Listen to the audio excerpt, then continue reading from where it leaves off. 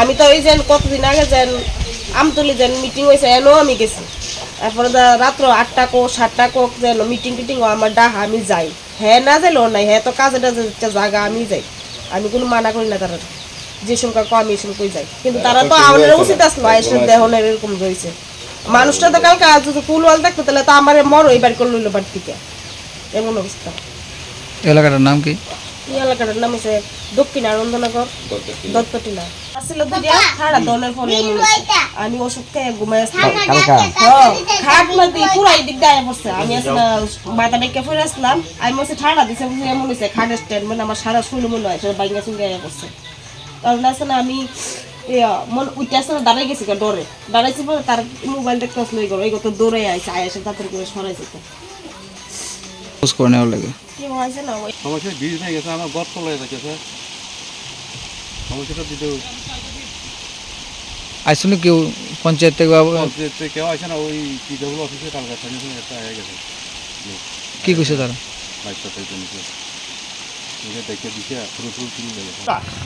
স্কুলের লগে এই সে ডেন্ডি একটা ড্রেনও পরিষ্কার নাই এবং যে ডেন্ডি পরিষ্কার না কারণে এই রাস্তার ভিতরে মাটির যন্ত্র আছে, মানুষ আসা যাওয়া করতে পারতেছে না, ও মানুষের অসুবিধা হইতেছে।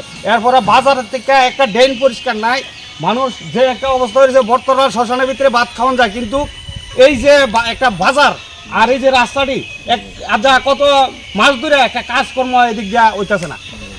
কোন কোন পঞ্চায়েত? এটা ডুবলি ব্লক শ্রীনগর। কি কইবে জানানোর পর এটা সবাই একই কথা কইতাছে যে ডেন্ডি করানোর লেগে বা রাস্তাঘাট এরকম মানুষ এদিক দিয়ে আসা যাওয়া করতে পারতেছে না। কালকে রাত্রে এমন আউজ দিয়েছে গাছ পিড়া টিলে চলো পুলা দেখতে চিনি দিছে বাবু গলার কলজাটার করে নাই নাতি পুতি সব রিলে উঠানো গেছে দুধ দিয়ে বৃষ্টিতে মনে হচ্ছে দাঁড়ানো বুঝতে পেরেছে 3 ইঞ্চি ওয়াল আমার তো ডর 3 ইঞ্চি ওয়ালের যে ডর। অ্যাকচুয়ালি গত 2 দিন যাবত তো ত্রিপুরাতে সর্ব জায়গাতেই খুব বৃষ্টি হচ্ছে এবং আমাদের যে এরিয়া আছে আমাদের এই ডুকলি আরডি ব্লকের আন্ডারে যে এরিয়া আছে এবং আমাদের যে ডুকলি পিডব্লিউডি সাব ডিভিশন আন্ডারে আমাদের যে গ্রামগুলি আছে এগুলি আমি ভিজিট করি, প্রতিনিয়তই আমি ভিজিট করে দেখছি।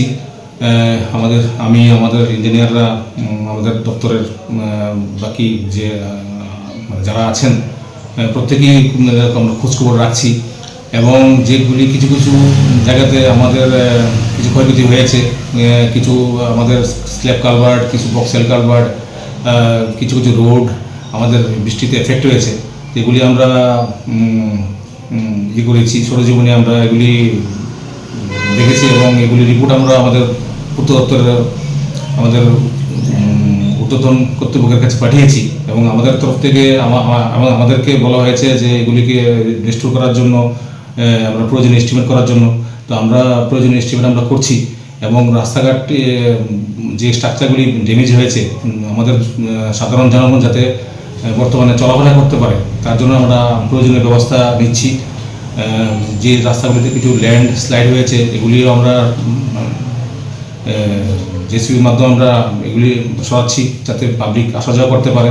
আমাদের দপ্তরের পক্ষ থেকে আমরা যথেষ্ট চেষ্টা করছি যাতে পাবলিক সাফার না করে, আর পার্মানেন্টলি এগুলি যে স্ট্রাকচারগুলি ড্যামেজ হয়েছে সেগুলি রেজিস্টার করার জন্য প্রয়োজনীয় এস্টিমেট আমরা করছি এবং আমরা দপ্তরে পাঠাচ্ছি। এগুলি ক্ষয়ক্ষতির পরিমাণ কেমন হবে আপনাদের? ক্ষয়ক্ষতির পরিমাণ অ্যাকচুয়ালি প্রাথমিকভাবে তো সে অনুমান করাটা সেরকমভাবে এখন বোঝা যাচ্ছে না, তবুও আমরা এস্টিমেট করে বুঝতে পারবো আর কি যে অ্যাকচুয়ালি পার্মানেন্টলি স্ট্রাকচার রিস্টোর করার জন্য কত টাকা প্রয়োজন সেগুলি আমরা দিনের মধ্যে আমরা করতে পারবো। এবং বিশেষ করে কোন কোন এলাকাগুলি বেশি এফেক্টেড হয়েছে?